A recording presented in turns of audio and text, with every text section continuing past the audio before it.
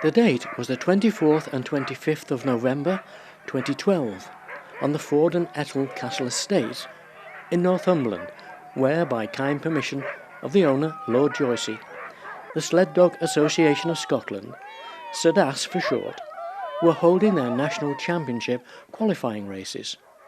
The winners here will be Team GB and destined for the next World Championships, on dry land held in Italy in November 2013. At present, SEDAS is the only member in Great Britain of the International Federation of Sled Dog Sports, the world's governing body for sled dog racing. They are also members of ESDA, the European Sled Dog Racing Association. Good boy!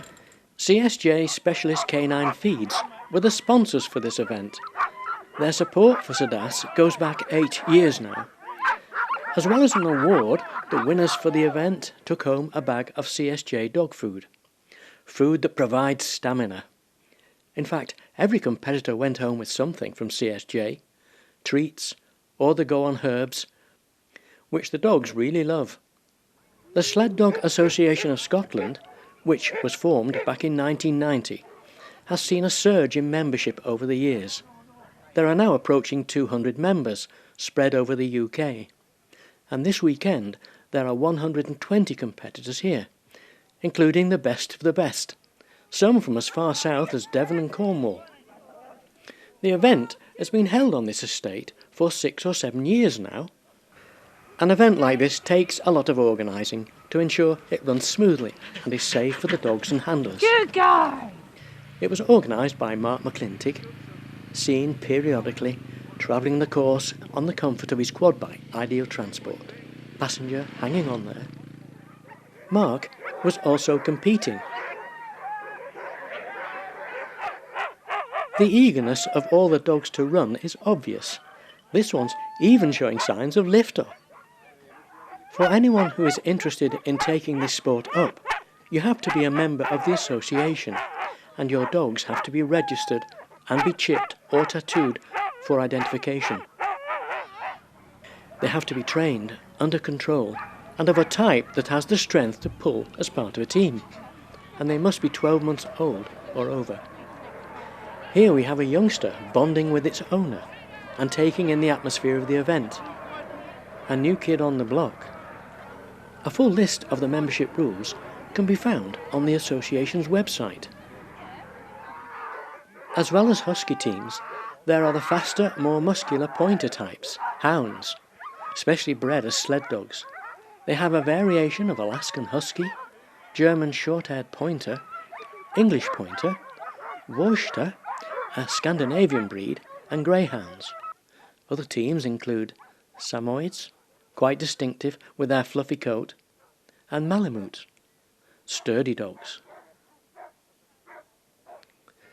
Here in the starting position, there is little time to get your dogs attached and make those final adjustments before the off.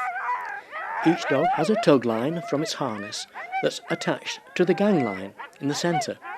There's also a neck line to keep the team tidy and close together. The gang line runs from the rig through the team, ending at the tug lines for the lead dogs, a sort of herringbone formation. You need more than one handler to get the team ready for the off. Not an easy task when they're impatient to run. Oh, and there are also helpers at the back anchoring the rig. Kurt Vendelborg is ready for the off on this morning's frosty trail.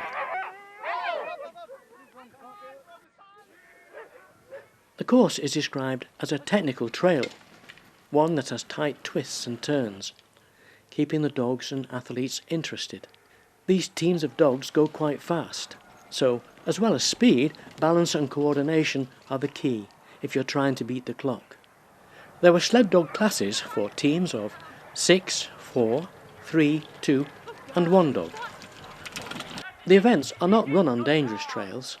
There are marshals at points where there may be the potential to slip off the track, so the rider has to be in full control of well-trained dogs that respond to all the commands. Normally, the forest is a peaceful and quiet place, but the commands and encouragements issued by the athletes have a sort of echo that carries through the still of the trees and out across the fields. What the hell?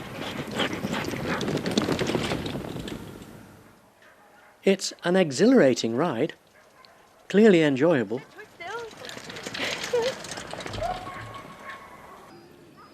In a quest to find out a little about what it takes to become a successful musher, I met up with husband and wife team John and Mary Carter.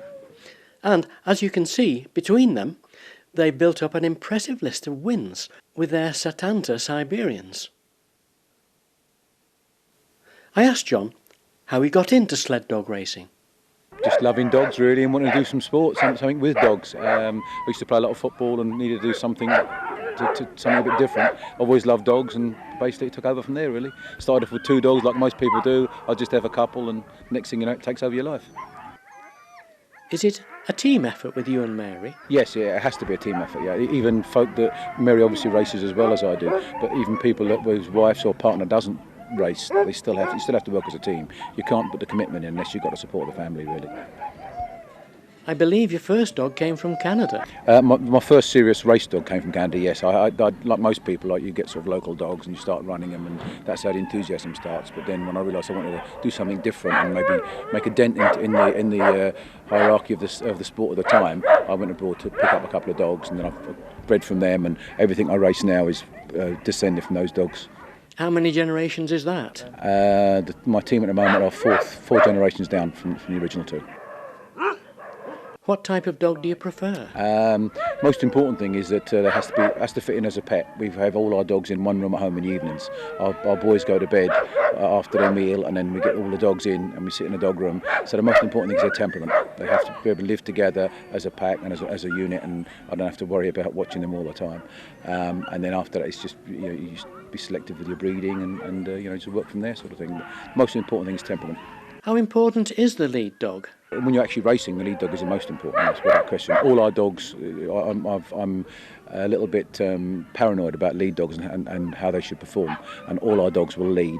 When we train, any of our dogs can go up front and we can negotiate a trail without a problem. But a race lead dog is a very, very different animal. That has something in its belly that comes, who knows where. It could be breeding, it could be anything, but they have to have that fire in their belly before they're good enough to lead a race team.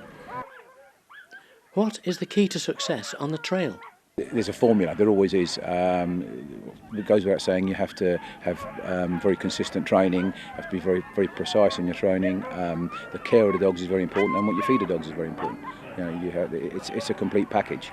And I also think the bond with the dogs, which is one of the reasons why we spend 3-4 hours every evening sitting in a dog room with all our dogs, because the bond is there. If I ask those dogs to do something, they generally do it because I'm one of them.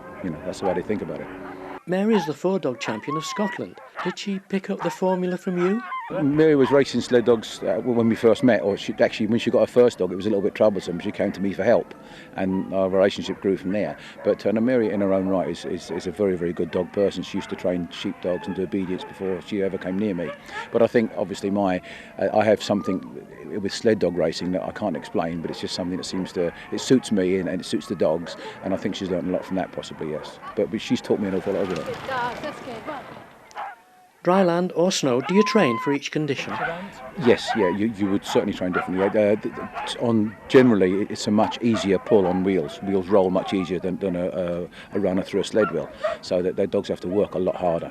So you tend to do a lot more slow weight work when you're preparing for snow races. But again, the start of your training is always hard work anyway, because the more muscle they've got, the less chance you've got of getting an injury.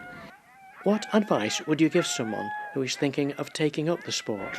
Watch it for a year. Come and get involved in it and see what people do that are involved in a sport for a while. It depends on the involvement you're going to have, but very often, someone will just get a pet dog and think, great, I'll go and run my dog at these events, and it happens. Most of the time you then get competitive and you realise you've got to train 5 times a week. So really, have a look at it first and see the commitment you need to be successful. Or just get a dog and accept you're not going to be successful, because you won't unless you put the commitment in. It's as simple as that. You can't just pick up a team. This has to be developed, or to perform well it has to be developed. People have gone and bought teams before now, but they very seldom get anywhere in the sport. It's not something you can buy, you have to achieve it. I've heard you run courses. They're not so much courses actually, mostly on an individual basis. People will come to me that's got a dog that's either troublesome or they've got a dog that really drives hard but they can't get it to turn or behave on the trail, and we'll then take it out, teach it with our dogs. I've designed our nucleus of trails specifically for training lead dogs. We have junctions that we can go into the same junction and take different exits 5 or 6 times. So our Bowland Trails is designed to actually to train lead dogs, and that's what we do. But basically it's done just purely with repetition and making sure they don't make mistakes by putting them with good quality dogs that will take them at speed. It's also very important if you're going to teach dogs to teach them while they're happy. Sibes enjoy running fast, so they learn a lot quicker when they're going fast and doing the job correctly than they do when you're trying to stop them every 5 minutes to make them go around corners. It's really quite simple. It's just having the trails to do it and the dogs to do it with. And what do you think of this course? It's really nice course actually. Unfortunately it's a little bit short, but that's the only distance you can put on here. But it's actually run very well, very well. There's some nice bends in the forest. There is, yeah. There's some nice tight corners. As I say, it's a challenge for the musher and the dogs, and that's what I like. Anybody can go and run a track that's got 4 corners and nice wide trails. That's easy. But here you need good lead dogs. Dogs need to listen to your commands and behave well before you can perform well. That was some good information and advice from a champion. The weather had changed for the worst on day 2 of this championship qualifying, pouring down relentlessly. But it was business as usual for those waiting for their teams at the finish, and for the competitors, who had to contend with the mud as well as the rain. They are a hardy lot, these all-weather athletes. These were extreme conditions. This event encompassed canicross and bite-jaw races, where competitors had the chance to win a national champion's title. The sport of bite-jaw evolved from the sport of ski-jawing in countries like Sweden and Scandinavia, where there's plenty of snow. Bite-jaw is the 2-wheel alternative for dry land, very popular here in the UK and on the continent, as is canicross, running with the help of your dog. It's a sport that will keep you both very fit. Back to the sled dog racing. Here's some clips from the starting point and from a section of the trail, before we wind up with a list of the IFSS World Championship qualifiers destined for Italy in 2013.